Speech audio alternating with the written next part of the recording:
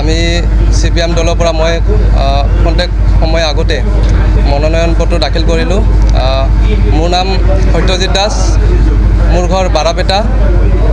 এইবাৰ CPM দলে ভাবিছে যে মোক যে আটাইতকৈ কনিষ্ঠ এজন প্ৰাৰ্থী হিচাপে মোক প্ৰক্ষেপ কৰাৰ কাৰণে, আৰু মই সমষ্টিটোক লৈ সমষ্টিৰ BTADৰ যি সমস্যাবিলাক আছে, সময় উন্নয়ন, প্ৰত্যেকটা জাতিৰ সম অধিকাৰ, তাৰপিছত মাটিৰ যিটো পাট্টাৰ ব্যৱস্থা, এই সকলোবোৰ সমস্যাক আগত লৈ কেনে আমি ৰাজনীতিৰ যুঁজখনত আগবাঢ়িছোঁ।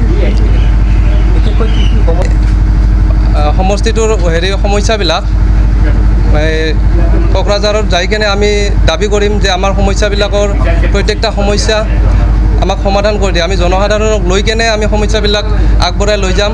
প্ৰয়োজন হ'লে আমি ৰাজপথত নামিম। এইটোৱে। CPM নতুন এণ্ট্ৰি নহয় দেই, CPM পুৰণা এণ্ট্ৰি। যোৱাবাৰ আমি CPM খেলিছোঁ, এইবাৰ আমি মথনগুৰি সমষ্টিটোৰ আমাৰ পাৰ্টীৰ পক্ষৰ পৰা সত্যজিৎ দাস, সত্যজিৎ দাসক আমি প্ৰাৰ্থী দিছোঁ। আমি ভাবিছোঁ বোধ কৰোঁ BTRৰ আটাইতকৈ সৰ্বকনিষ্ঠ কেণ্ডিডেটজন আমাৰ পাৰ্টীৰ পক্ষৰ পৰা মথনগুৰিত দিয়া হৈছে।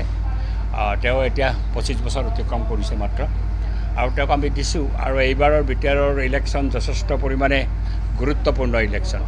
আৰু পূৰ্বৰ ইলেকশ্যনবিলাক কাৰোবাৰ লগত কাৰোবাৰ সংযোগ বা বুজাবুজি আছিলে। এইবাৰ নিৰ্বাচনত প্ৰতিটো দলে নিজস্বভাৱে ইলেকশ্যন খেলিছে। শাসক দল ভাৰতীয় জনতা পাৰ্টী নিজস্বভাৱে তেওঁলোকৰ কেণ্ডিডেট ঘোষণা কৰিছে, আৰু BTRৰ শাসক দল UPPLও নিজস্বভাৱে কেণ্ডিডেট দিছে, আৰু পূৰ্বৰ শাসক দল BPFও নিজস্বভাৱে কেণ্ডিডেট দিছে। আমিও ভাৰতৰ কমিউনিষ্ট পাৰ্টী মাৰ্ক্সবাদীয়ে BTRৰ 3টা সমষ্টিত আমি আমাৰ প্ৰাৰ্থী দিছোঁ। আমি বিজনেছ ধৰিবাৰী, মথনগুৰি আৰু গড়েশ্বৰত আমাৰ দলৰ প্ৰাৰ্থী দিছোঁ। 3টা সমষ্টিত প্ৰাৰ্থী দি পেলাই আমি এইবাৰ নিৰ্বাচনত অংশগ্ৰহণ কৰিছোঁ। কিন্তু এই নিৰ্বাচনতো স্বাভাৱিকভাৱে শাসক দল হিচাপে BJP আৰু APPLৰ বিৰুদ্ধে মূল যুঁজখন আমি চলাবলৈ সিদ্ধান্ত গ্ৰহণ কৰি নিৰ্বাচনত অংশগ্ৰহণ কৰিছোঁ। BJP UPPL মিত্ৰত চৰকাৰ আছিলে, তাৰ আগত BPF চৰকাৰ কৰিছে। এই সময়ত UPPL কি কয় CPMৰ কিমান প্ৰয়োজনীয়তা বা কি ধৰণৰ ইছ্যুলৈ আগবাঢ়িব?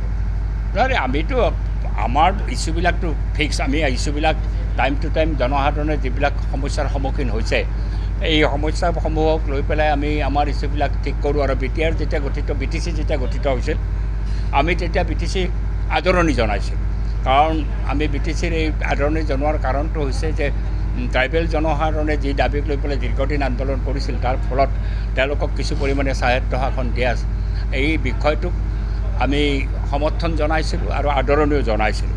কিন্তু লগে লগে আমি কৈছিলোঁ যে পূৰ্বৰ BTC এতিয়া BTRত তাত যিবিলাক অন্য অংশৰ মানুহ বসবাস কৰে, বিভিন্ন জনগোষ্ঠী বসবাস কৰে, এই জনগোষ্ঠীসমূহৰ অধিকাৰবিলাক যাতে সুনিশ্চিত থাকে, তেওঁলোকৰ মাটিৰ অধিকাৰ, তেওঁলোকৰ শিক্ষাৰ মাধ্যমৰ অধিকাৰ, তেওঁলোকৰ চাকৰিৰ অধিকাৰ, কৰ্মসংস্থানৰ অধিকাৰ যাতে সুনিশ্চিত থাকে, এইটো নিশ্চিত কৰিব লাগিব।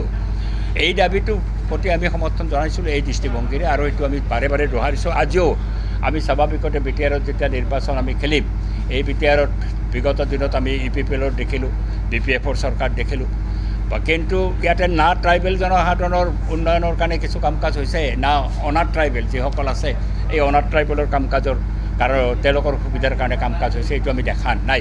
বৰঞ্চ আমি BTRত বা BTCত অনা বড়ো যিসকল জনসাধাৰণ আছে, তেওঁলোকৰ অধিকাৰ ক্ষেত্ৰত কিছু অসুবিধাৰ সন্মুখীন হৈছে। মাটিৰ অধিকাৰৰ প্ৰশ্নত, ভাষা সাহিত্য সংস্কৃতিৰ চৰ্চাৰ প্ৰশ্নত, নিয়োগৰ প্ৰশ্নত তেওঁলোকে অনুভৱ কৰিছে কিছু বঞ্চনাৰ। কিন্তু এই বঞ্চনাৰ অনুভৱটো আঁতৰ কৰি পেলাই যাতে এই BTRত বাস কৰা সকলো জনসাধাৰণৰ শান্তিৰ বিষয়টো বিশেষ গুৰুত্ব লৈ পেলাই যাতে সকলোৱে সুনিশ্চিত হৈ থাকিব পাৰে, সকলোৱে শংকামুক্ত হৈ বসবাস কৰিব পাৰে, আৰু অধিকাৰ কাৰো যাতে খৰ্ব নহয়, এই দিশটোৰ ওপৰত আমি গুৰুত্ব দি পেলাই আমি নিৰ্বাচনত অংশগ্ৰহণ কৰোঁ।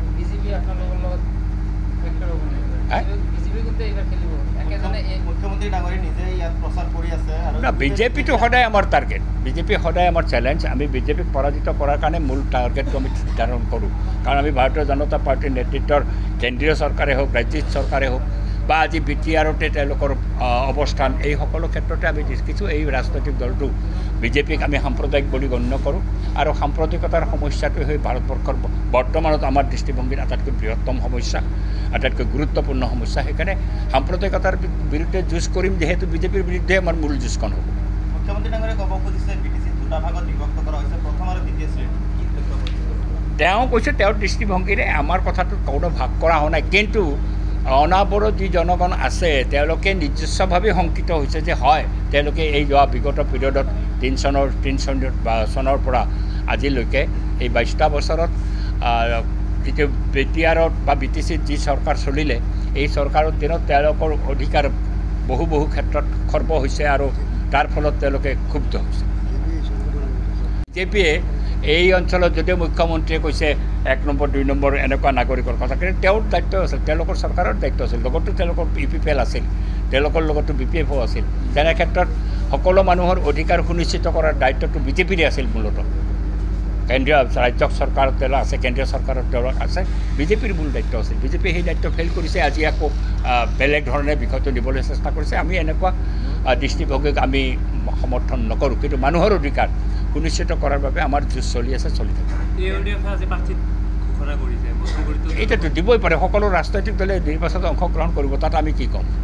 আমাৰতো কোৱাৰ অধিকাৰ নাই, কাৰণ ৰাজনৈতিক দলবিলাকৰ কাৰণে নিৰ্বাচনটো তেওঁলোকৰ এখন ৰাজনৈতিক যুঁজ। এই ৰাজনৈতিক যুঁজত সকলো ৰাজনৈতিক দলে কেণ্ডিডেট দিব পাৰে। কেন্দ্ৰত ৰাজ্যত এতিয়াও যিহেতু UPPLৰ বিজেপিৰ মিত্ৰতা আছে কেন্দ্ৰীয় চৰকাৰ বা ৰাজ্য চৰকাৰৰ, কিন্তু এইবাৰ BTCৰ তেওঁলোকে কৈছে কোনো মিত্ৰতা নাই, কিন্তু এই বুজাবুজিটো ভিতৰি কিবা থাকিব পাৰে। এইটো মই কেনেকৈ অনুমান কৰিম? মোৰ কাৰণেতো অনুমান কৰা সম্ভৱ নহয়, নিশ্চিতভাৱে কিবা থাকিব। কাৰণ আৰু এইটো আমি পূৰ্বতেও দেখিছোঁ, অগপৰ লগত বুজাবুজি আছিল, পঞ্চায়তত নহ'ল বুজাবুজি, পঞ্চায়তত হ'ল শেষত গৈ পেলাই, যোৱাবাৰ হোৱা নাছিল, পঞ্চায়তত বুজাবুজি হোৱা নাছিল। টাইম টু টাইম এনেকুৱা হয়, কিন্তু ইয়াতে ভাৰতীয় জনতা পাৰ্টি বিজেপিয়ে যি ধৰণৰ ৰাজনীতিটো কৰি আছে সকলোকে লৈ খেলিব খুজিছে। যিয়ে জিকিব তেওঁৱে তেওঁৰ বন্ধু, আৰু এইটো বিজেপি শংকিত হৈছে যে বৰভূমিত তেওঁলোকে যিমান হুলস্থুল কৰিছে সেই ধৰণৰ সমৰ্থন ক্ষেত্ৰখন নাই। এতিয়া UPPLকো এৰিব খোজা নাই, BPFকো এৰিব খোজা নাই, আৰু এইটো মুক্তভাৱে মুখ্যমন্ত্ৰীয়ে কৈছে। 2 দলৰ লৈ পেলাই তেওঁ খেলি আছে। যি দলেই জনসাধাৰণৰ সমৰ্থন পাব তাৰ লগতে বিজেপি যাব, তেওঁলোকৰতো সেই ক্ষেত্ৰত কোনো নীতিয়ে বাধা নহয়। আমি ভাবিছোঁ এতিয়ালৈকে 25 বছৰ যিহেতু তেওঁৰ সম্পূৰ্ণ হৈছে, এই 25 বছৰ সম্পূৰ্ণ হোৱা কেণ্ডিডেটজনে বোধ কৰোঁ আটাইতকৈ কনিষ্ঠ হ'ব পাৰে। হ'লে আমি গৰ্বিত হওঁ, আটাইতকৈ কনিষ্ঠ কেণ্ডিডেট আমি দিছোঁ।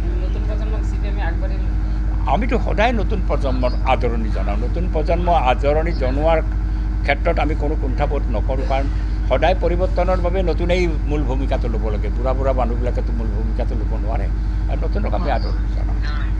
পুৰণিবিলাকৰো অভিজ্ঞতাৰ প্ৰশ্ন আছে, সেই অভিজ্ঞতাও আমি গ্ৰহণ কৰোঁ, আৰু নতুনৰ জোচ আছে, তেওঁলোকৰ চিন্তা ভাৱনাত যথেষ্ট স্বচ্ছতা আছে, নতুন চিন্তা ভাৱনাই তেওঁলোকক প্ৰভাৱিত কৰে।